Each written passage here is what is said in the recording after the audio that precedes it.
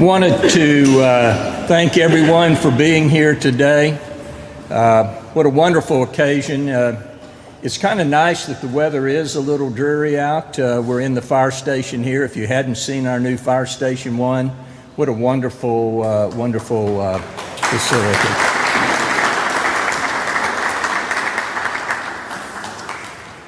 On behalf of the City of Galveston, I would like to welcome you to this dedication and unveiling.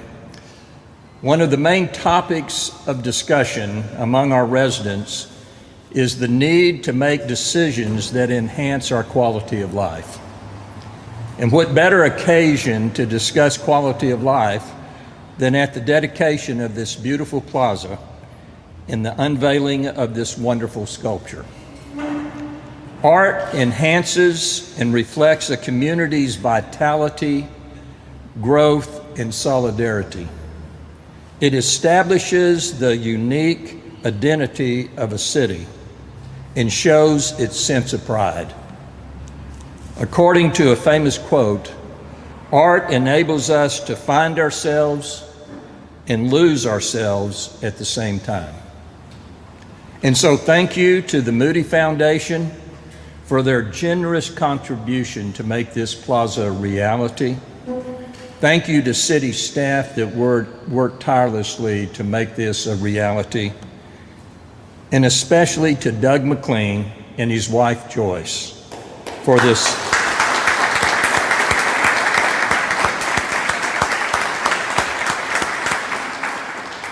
And especially to Doug and Joyce for this beautiful remembrance of this sculpture that reminds us who we are and who we will always be.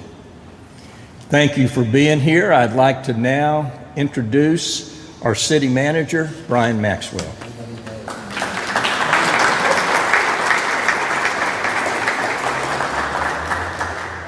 This is the world's tallest podium.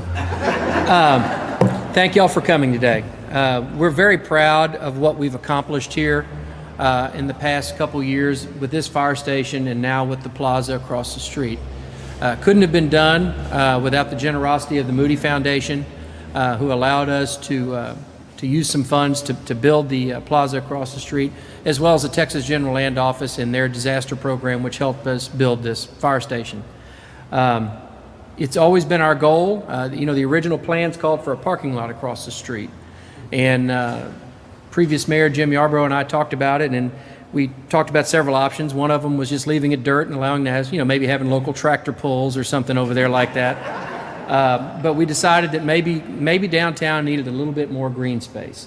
And it began to come together, and as it was coming together, it got complemented by the sculpture done by Doug McLean. I don't know how many of you know this. How many of you have ever been to Buc-ee's? Yeah. Doug did not do the beaver out in front.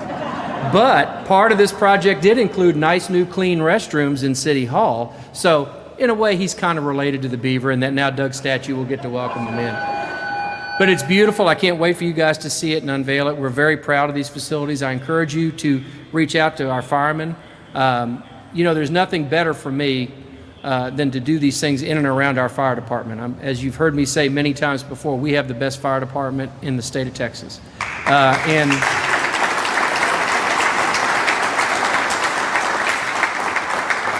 it's only fitting that they have one of the best fire stations. Actually, this fire station won some national accolades for its design. We're very proud of it.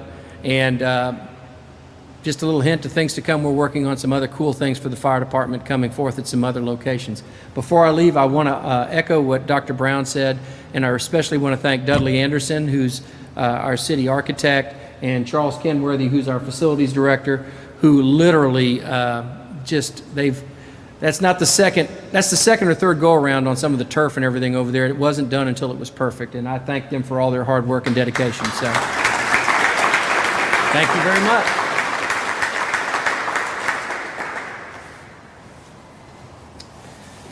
A project of this magnitude could not have happened without donors and supporters.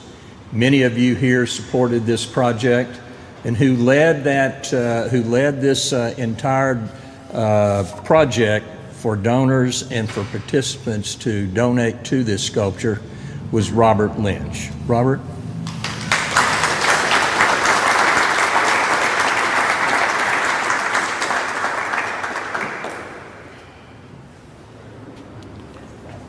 Craig, thank you.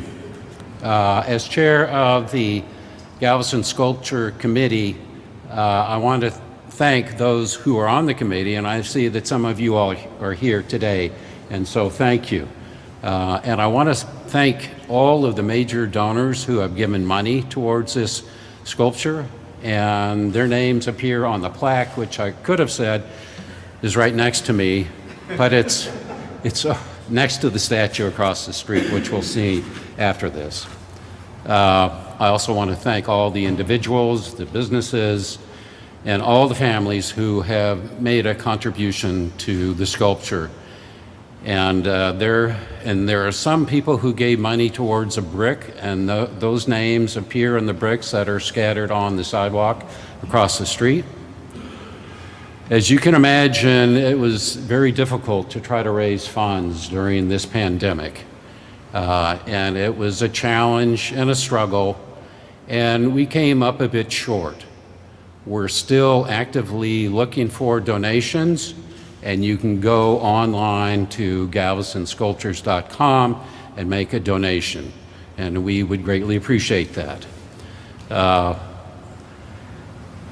I have known Doug for over 30 years, and I've learned from him a lot of different things, and what I found out at the very beginning was he is a true artist. That's how I knew him, first of all. Then I knew him as the blacksmith on the Alyssa, and then also as a preservationist. Doug is someone who goes beyond what is necessary when he gets on a project, and sometimes to his own detriment. He may underbid a project, but he finishes it anyways. Doug is also known throughout the United States as the go-to person should you need any repairs in your cast iron.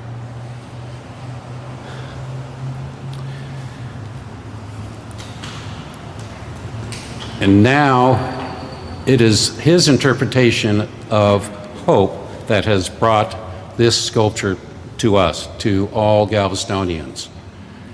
And by doing this, it shows Doug's workmanship, his excellence as an artist, and that he cares a great deal about his community, this adopted city, Galveston, by donating this sculpture to all of us. As a perfectionist, Doug spent many hours working on hope, and he couldn't just get the toes or the nose or the hands, the fingernails exactly right. So he would spend hours and hours, and he would be down at his shop well into midnight. And I know that Joyce complained, said, "Doug, you need to come home." But Doug is a perfectionist, and as you'll see in the unveiling, he did a great job with this piece that Doug has given to all of us. I want to end by quoting Doug's brother, Ron, who said, "He went to Galveston for its history. Now he has become part of it." What a legacy. Doug?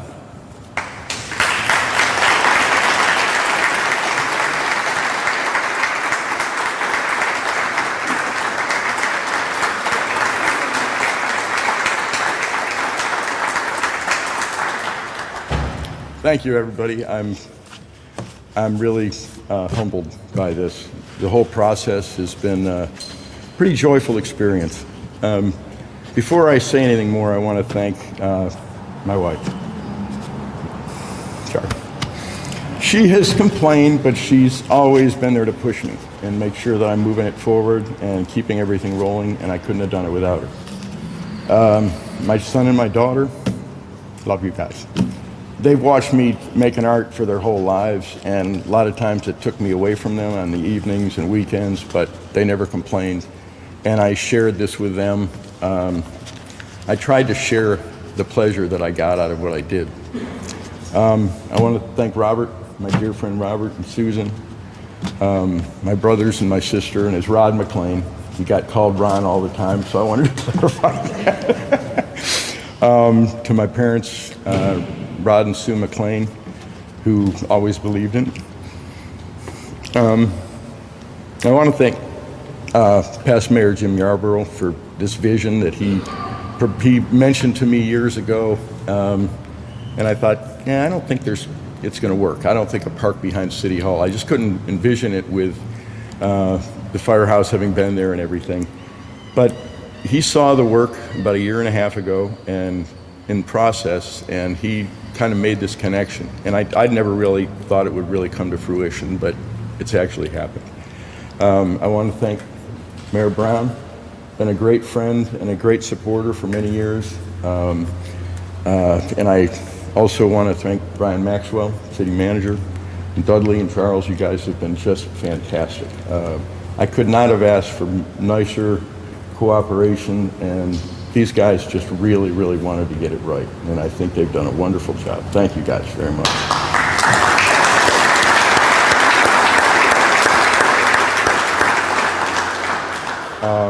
I also want to thank Galveston Cultural Arts Council for their support. I've been on the island for 42 years and came here as an artist to make art, and first place I saw was the Arts Center on the Strand, and I felt like I was in the right place.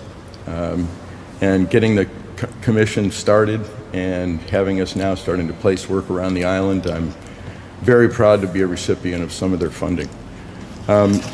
I wanted to say a few things about the sculpture, and I've tried to paraphrase this as much as possible. So if I leave anything out, or if I have somebody here that's going to lift their hat up if I am speaking too long, so I'll be looking over here.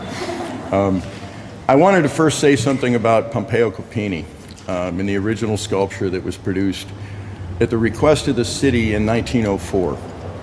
And they wanted to have a sculpture produced that would pay honor to and tribute to the people who had died in the storm. And Copini had done the Littlefield Fountain in Austin, the large stone carving in front of the Alamo, and hundreds of other sculptures around the state. And so he presented this study in plaster, and it was originally 11 feet tall. And he produced it for the city, and the city fathers saw it, and they felt that the emotional content of it was so strong and powerful that it was just too soon for the islanders to really be able to accept it, and they rejected it. The sculpture then went into storage for a while, and then in 1908 it came out for the St. Louis World's Fair and was shipped up there, shipped to an incorrect place. It was supposed to be the center of the sculpture pavilion, and it ended up in the Texas pavilion. And the ceilings were 3 inches taller than the sculpture, so it was a little stuffed in there. The sculpture then came back, went into storage, came out again in, I believe, 1914 for an exhibition, went back into storage, and has never been seen again since. Many Copini sculptures, especially the plaster ones, were in storage and have never been found. They were either just deteriorated, or there were several fires and several floods that had inundated some of the buildings. And so what's remaining is several photographs, 2 of them in particular that have the finished work with clothing and everything else. It's the finished sculpture. There's a few other black and whites of partially completed, but most of the views really were from the front. I had a view from the left side, and then another view from about 2 feet off the floor looking up. And I thought the face in the sculpture from the photographs was just so beautiful, and such a heartfelt agony that this woman was in, trying to save her daughter and her young son. And I just felt as though I really wanted to try and see if I could challenge myself to reproduce that kind of emotion. And so I began with the clay, and Joyce will remember, I began just with her clay bust. And I did it on 2/3 human scale just because I certainly didn't want to try and do some giant bust in my studio that would have been about 20 inches tall. So I started working on the clay. I had a piece of plexiglass that I had the bust mounted on, and I'd carry it home every night. And I'd work on it on the kitchen table, and then I'd take it back to work. I'd work on it during lunch hour and after work, and then bring it home. And finally, after several months, I really felt I'd captured the emotion that I wanted. But again, I had no expectations ever of this coming to the point that it has. I just felt strongly compelled that I wanted to try and create my own interpretation of the entire sculpture. And then I began the process, and I had my armature down below, and then I stuck the lady's head on top of it and then shaped the armature below it so that it all matched in scale. And so I used the original head and then made the composition below it. But I had there were some details that I could pick up from it, but there were a lot of them, nothing from the back that I could use for information. There was no baby's face to view, so that was something that had to be done. The small child, the daughter, she also had no visible face in the original, and that was something that I felt towards the end that I really needed to give an identity to that small child. I was faced with a couple of issues doing this. There's an arm that reaches up out of the water in the sculpture, and it was in the original. And it's a really disturbing image, and I think that may have led to why the city decided not to have it in 1904. And I debated, do I really want to have that in there? I actually had it detached. I had it connected to the sculpture, so when people would walk in to see it in construction, while they weren't looking, I'd lift the arm away. And then I'd reach it out and shake their hands with it. But I finally decided that it was part of the story. It had to be there. You had to have the severity of the storm, you had to have the agony, and then you had to have the recovery and the hope in moving forward that this sculpture provides. And so I made the decision to keep that in there. The other issue that I had struggled with a lot was the small child in the mother's arms. There was a lot written about this sculpture, but I chose very early on to not read about it. I really didn't want to know anything more than to work from the image alone. I didn't want to hear about people's interpretation of the original, what they felt, what they thought it was supposed to mean. I just allowed it to evolve with my own meaning and my own feelings that have been derived from being here through Alicia and Ike and several other big storms and watching the collective agony of people on the island, of everybody trying to grow out of this disaster. But the unity that came out of Ike to me was just remarkable. You were seeing, you standing in line the first day that Arlen's was open, and everybody's talking to each other, and everybody's asking you, how are you doing? How do you do? And it seemed like everybody had a worse story than you did, but everybody was, they were glad to be alive. They were glad to be there. They were glad to have the store open and able to get food. And I gained so much from that. And the more I started to work on the sculpture and the composition developed, the more I realized how much of my personality and my experiences were going into it. And it reached a certain point when I was working down on the base and I looked up, and just the whole power of this, the whole sculpture took on a whole new meaning to me.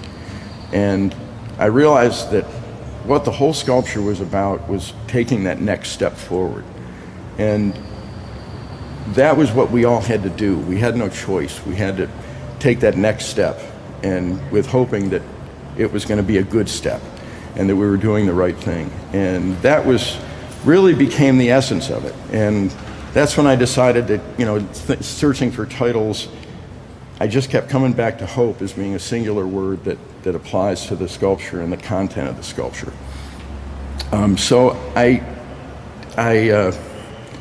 just proceeded, and I kept getting supporters that were coming in, friends that were coming in and encouraging me to continue. And it's gone on for 3.5 years. There were some days were 10, 20-hour days back to back, putting me in the hospital. But I just felt that I was supposed to be doing it. And I've given a lot of thanks for being able to move forward and complete it. And I want to say lastly that this island is an amazing place. We have, for centuries, endured the worst that people should ever have to endure, but yet we continue to rebuild. We continue to look at each other and say, hey, we can do this, we can get out of this, we've been here before. And we reach out to others and we help others and we kind of lift each other up when we can. I don't know any other place I've ever been that I've felt the sense of community that I have here. And I love this place. And thank you for supporting me and thank you for allowing me to make this part of the island's history. Thank you.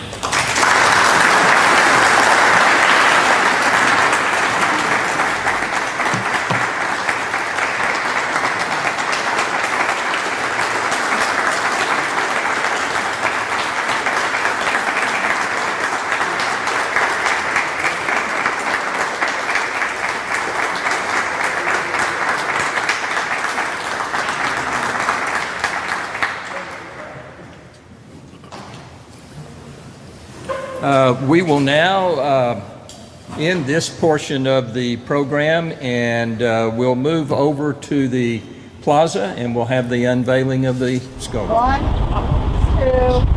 2, 3.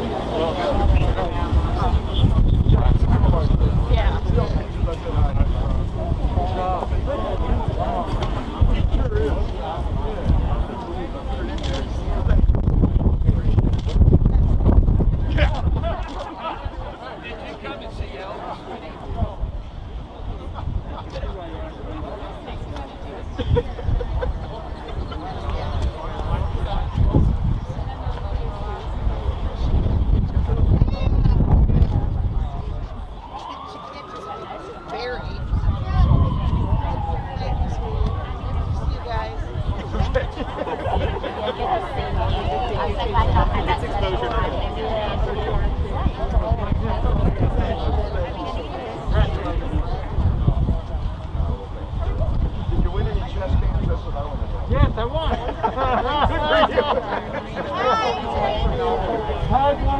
Glad to hear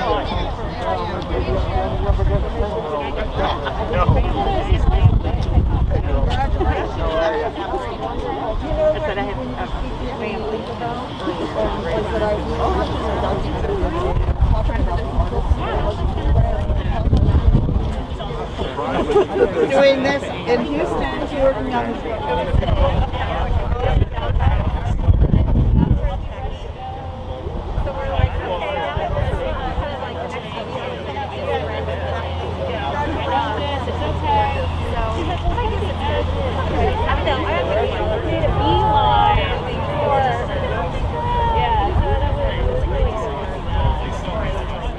on the last name was, let me think, whoever it is. I don't know, unless he saw it on Facebook or something. I think so.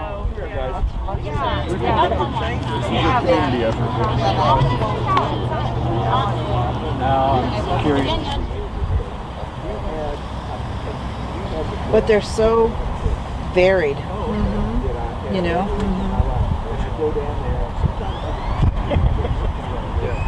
There's your mom. Yeah. I thought it was Yeah, you told me it was under Melvin Williams. Yeah. Galveston Strong, that's nice. yeah. There's the Deans. Yep. Oh, look at that. Wind force making Galveston stronger. That's kind of neat. Yep.